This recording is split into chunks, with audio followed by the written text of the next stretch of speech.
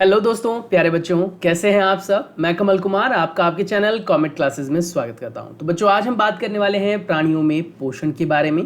ये class 7th का second chapter है। हिंदी मीडियम के बच्चों के लिए ये चैप्टर अपलोड किया गया है। इंग्लिश मीडियम के लिए साइड बाय साइड वर्क चल रहा है। तो शायद अगर आप हिंदी मीडियम के बच्चे नहीं हैं, इंग्लिश के हैं, या फिर आप इंग्लिश में भी इन सेम चीज़ों को समझना चाहते हैं कि आखिर पोषण को क्या कहते हैं, प्राणी को क्या कहते हैं, पाचन क्या होता है इंग्लिश में, तो अगर आप वो समझना चाहते हैं तो हमारे इंग्लिश वाली वीडियो को भी आप देख सकते हैं। तो चलिए स्टार्ट करते हैं हमारे आज के इस चैप्टर को। चैप्टर का टाइटल आप समझ ही चुके हैं, लिखा हुआ है प्राणियों में पोषण।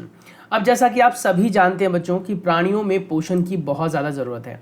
आप दिन भर में जो भी कार्य करते हैं, चाहे खेलना, कूदना, हंसना, बोलना, कुछ भी करते हैं बेटा, ये सभी चीज़ें आप कर पाते हैं सिर्फ और सिर्फ एक वजह से, क्योंकि आपके शरीर में पोषण है। जब आपके शरीर में पोषण की कमी हो जाती है बेटा, तो हम इन सभी कार्यों को प्रॉपरली नहीं कर पाते, ढंग से नहीं कर पाते हैं।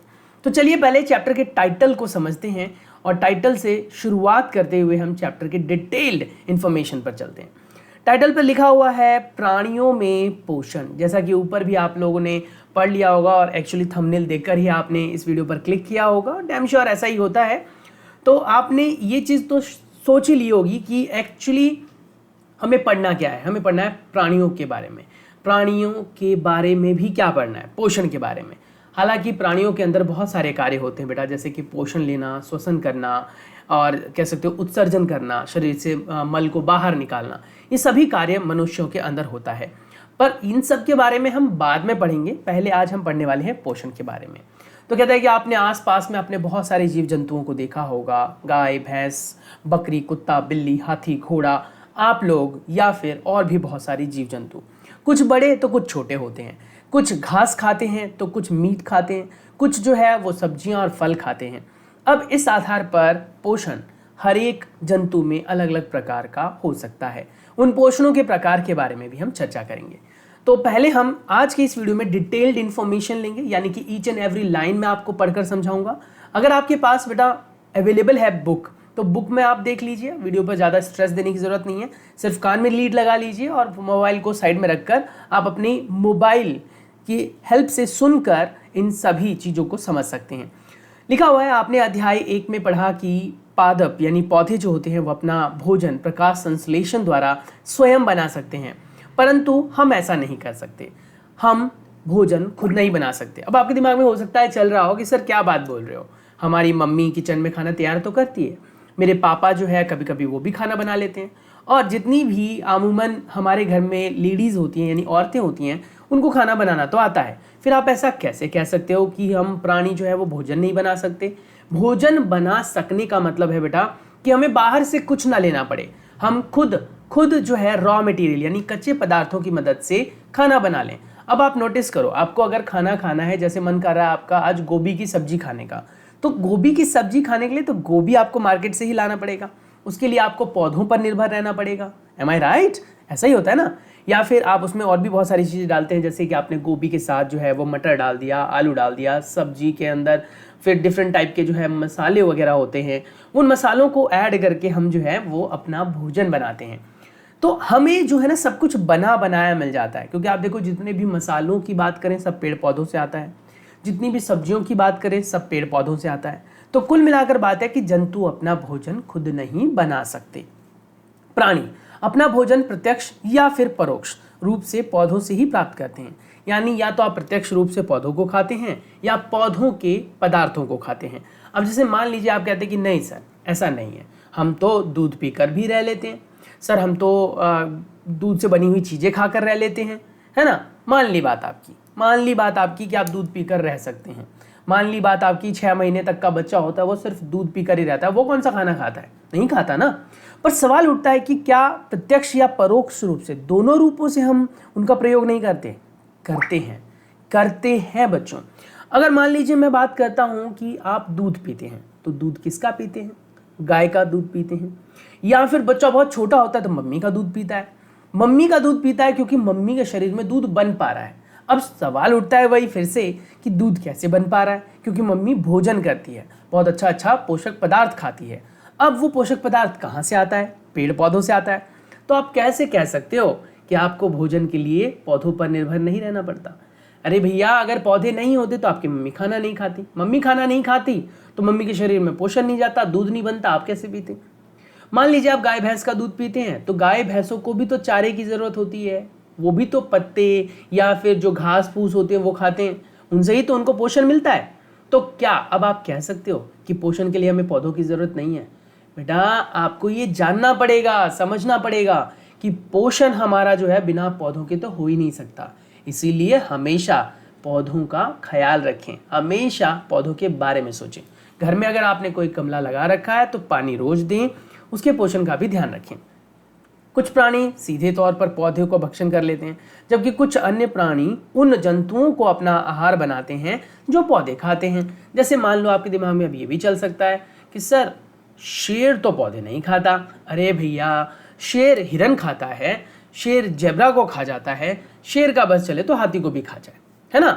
अब इन सबको खाता है, लेकिन ये सभी ऐसे जीव जंतु है बच्चों जो पौधे को खाते हैं। अब ये जीव जंतु अगर पौधे ना खाएं तो खुद बड़े ना हो, खुद बड़े ना होंगे तो उनके शरीर में पोषण नहीं होगा, तो फिर शेर क्या खाएगा? शेर क्या खाएगा? हवा खाकर रह लेगा? नहीं ना। तो इसीलिए हम कह सकते हैं कि पौधे के ऊपर हम प्रत्यक्ष या परोक्ष दोनों रूप में निर्भर करते हैं। कुछ जंतु पौधे और जंतु दोनों को खाते हैं, जैसे कि हम लोग इसमें ही आते हैं। अब मैं ये नहीं कह रहा कि आप भी खाते हैं, मैं अंडा भी खा लेता हूँ, मैं मीट भी खा लेता हूँ, मैं हरी सब्जियां भी खा लेता हूँ। अमूमन जीव जंतुओं में हम सबसे ऊपर आते हैं। हम अपने पोषण के लिए किसी को भी मार सकते हैं, किसी को भी खा सकते हैं। चाइना की बात कर लो, चाइना में इंसानों को भी खा लिया जाता है, चाइना में पौधों को भी खा लिया जाता है, चाइना में कीड़े मकोड़े, जीव जंतु, सांप, छिपकली, केचुए सबको खा लेते हैं वो। क्या अपने पोषण के लिए वो अन्य जीव जंतुओं या पौधों पर निर्भर नहीं है? है भाई। अब मान लो आप नहीं खाते हो, मान लो मैं नहीं खाता, पर कोई तो खाता है और वो भी मानव जाति है। तो इसीलिए कह सकते हैं कि याद रखिए, मानव सहित सभी जीवों को वृद्धि करने, विकास करने, शरीर को स्वस्थ रखने, गतिशील बनाए रखने के लिए खाद्य पदार्थों की आवश्यकता होती है। अब ये जो खाद्य पदार्थ हमारे शरीर में जाता है, इसकी अलग अलग विधियां होती हैं। तो कहते हैं क्या, प्राणियों में जो भी पोषण होता है, तो प्राणियों के पोषण में पोषक तत्वों की आवश्यकता, आहार के अंतर्ग्रहण यानी भोजन ग्रहण करने की विधि और शरीर में इसके उपयोग की विधि सम्मिलित है। यानी कि पोषण के अंदर, शरीर के अंदर जो कुछ भी हम डालते हैं, यानी अंतर्ग्रहण करते हैं, अंतर्ग्रहण का मतलब भोजन को अंदर मुंह से लेना, तो अंतर्ग्रहण की विधि आती है, इसमें बेटा पाचन होता है, और फिर सबसे लास्ट में उसका उत्सर्जन हो जाता है। यानी हमारे शरीर में जब कुछ सब कुछ पच जाता है, तो आपने देखा ना, सुबह सुबह आप पोटी जाते हो ना, तो वेस्ट निकालते हो ना आप, तो वही कह रहा है कि इस तरीके से हमारा शरीर जो है वो कार्य करता है। आप कक्षा 6 में पढ़ चुके हैं कि खाद्य पदार्थ यानी भोजन के कई संघटक होते हैं। हाँ, बिल्कुल सही बात है, हमने छठी कक्षा में पढ़ा तो था कि जैसे मान लो आप कुरकुरे खाते हो बेटा, तो कुरकुरे के पैकेट पर आपने देखा होगा इंग्रेडिएंट्स लिखा आता है ना, जो भी चीज़ है। या फिर मम्मी सब्जी बनाती है तो आप मम्मी से पूछना जाकर, मम्मी आपने आलू गोभी की सब्जी में क्या क्या डाला, तो मम्मी बोलेंगे आलू डाला, गोभी डाला, पानी डाला, नमक डाला, मसाले डाले। फिर पूछना मम्मी मसाले कौन कौन से डाले, तो हल्दी, मिर्च, धनिया पाउडर, जो भी डाला उन्होंने वो सब कुछ डाला। ये सब बेटा क्या कहलाते हैं? ये सब कहलाते हैं संघटक। क्या कहलाते हैं? संघटक। तो ये हमने छठी कक्षा में पढ़ा था, ज़्यादा फोकस नहीं करते हैं। हमारे शरीर में जो कुछ भी आप खाते हो बेटा, वो बहुत ही ज़्यादा संयुक्त रूप में होता है, बहुत ही ज़्यादा आप कह सकते हो जटिल रूप में होता है, जिसका हमारे शरीर में जाकर टूटना बहुत ज़रूरी है। अगर हमारे शरीर में जाकर ये बेटा नहीं टूटेगा तो आपके शरीर के अंदर उसका अवशोषण नहीं हो पाएगा और आप उन पदार्थों को अपने शरीर में अवशोषित नहीं कर पाएंगे, जिससे आपका शरीर वीक रहेगा, पोषण की कमी रहेगी और फिर बीमारियां बार बार आएगी। तो वही कह रहे हैं क्या कि आप कुछ जो है घटक के नाम लिखिए। लिखा हुआ है ना, आपने कक्षा छठी में पढ़ा था, खाद्य पदार्थ यानी भोजन के अनेक घटक होते हैं। स्मरण करके उनके नाम लिखिए। अब नाम लिखिए मतलब समझ रहे हो ना, घटक कौन कौन से होते हैं। तो हमने पढ़ा कार्बोहाइड्रेट होता है ना, घटक की बात कर रहा है, ठीक है। घटक कौन कौन से हैं, तो संघटक में हमारे पास बहुत सारी चीज़ें आ जाती हैं, और जो भोजन के हमारे घटक हैं उनमें कौन कौन से आते हैं। तो जैसे इसमें आप लिखेंगे प्रोटीन, बेटा यहाँ पर प्रोटीन लिख लेना, ठीक है। मैं लिखूंगा तो टाइम लगेगा क्योंकि मुझे ये माउस से लिखना पड़ेगा। तो आप लिखेंगे प्रोटीन, आप लिखेंगे बेटा कार्बोहाइड्रेट, आप लिखेंगे वसा, आप लिखेंगे बेटा इसमें क्या, बताओ बताओ बताओ क्या आएगा, अरे बताओ ना, कार्बोहाइड्रेट, प्रोटीन, वसा। एक और चीज़ चाहिए जो हमें रोगों से लड़ने की ताकत देता है, उसे क्या कहते हैं? विटामिन्स। हाँ, तो अब इन सभी संगठकों की अगर हम बात करें बेटा, चाहे प्रोटीन, कार्बोहाइड्रेट, विटामिन्स या फिर हम कह सकते हो वसा की बात करें, ये सब के सब हमारे शरीर के लिए बहुत ज़रूरी है। अगर आप बोल पा रहे हैं, अगर आप काम कर पा रहे हैं, चल फिर पा रहे हैं, तो आपके शरीर के अंदर जो है वो कार्बोहाइड्रेट है। अब कार्बोहाइड्रेट हमें ऊर्जा नहीं देती बेटा, कार्बोहाइड्रेट फिर टूटता है और उसके बाद फिर हमें ऊर्जा मिलती है, तब हम कार्य कर पाते हैं। ऐसे प्रोटीन बेटा हमारे शरीर के अंदर जाता है तो हमारे मांसपेशियों को मजबूत बनाता है, जिससे कि हम सुचारू रूप से अपना कार्य कर सकते हैं। ऐसे बेटा हमारे शरीर में मिनरल्स जाते हैं, खनिज लवण वगैरह, जिससे हमारी हड्डियां मजबूत होती हैं और आंखों की रोशनी बढ़ती है। ऐसे बेटा फिर वसा है जो हमारे शरीर में आप कह सकते हो जमा होता रहता है, और जब आप खाना नहीं खाते हो, जैसे कि सपोज टू भी आप 2 घंटे नहीं खा पाए, 3 घंटे नहीं खा पाए या 3 दिन नहीं खा पाए किसी भी वजह से, तो आपका शरीर उस वसा को तोड़कर आपको ऊर्जा देना शुरू कर देता है। तो कुल मिलाकर बात यह है कि आपके शरीर में ऊर्जा का संचार करने के लिए हमें इन सभी चीज़ों की ज़रूरत पड़ती ही पड़ती है। तो ये कह रहा है कि कार्बोहाइड्रेट जैसे कुछ संगठक जटिल और बहुत ही ज़्यादा कठोर पदार्थों में होते हैं। अनेक जंतु इन जटिल पदार्थों का उपयोग सीधे रूप में नहीं कर सकते, अतः इन्हें सरलतम रूप में बदलना पड़ता है। जैसा कि इस आरेख में आप देख सकते हो, इसमें बहुत सारे छोटे छोटे गोले दिखाए गए हैं। ये सिर्फ एक निरूपित करने का तरीका है बेटा। इससे आपको ये पता लग रहा है कि जो हमारा कार्बोहाइड्रेट होता है वो बहुत ही ज़्यादा आप कह सकते हो जटिल होता है। जटिल का क्या तात्पर्य है? जटिल का तात्पर्य ऐसा थोड़ी बहुत मजबूत होता है, अरे मजबूत नहीं है बेटा। जटिल का मतलब ये होता है कि जो हमारे शरीर में आसानी से अवशोषित ना किया जा सके। तो ये जो जटिल पदार्थ है, पहले हमारा शरीर इसे तोड़ता है। तो आपने नोटिस किया यहाँ पर बहुत सारे छोटे छोटे सर्कल थे जो आपस में जुड़े हुए थे।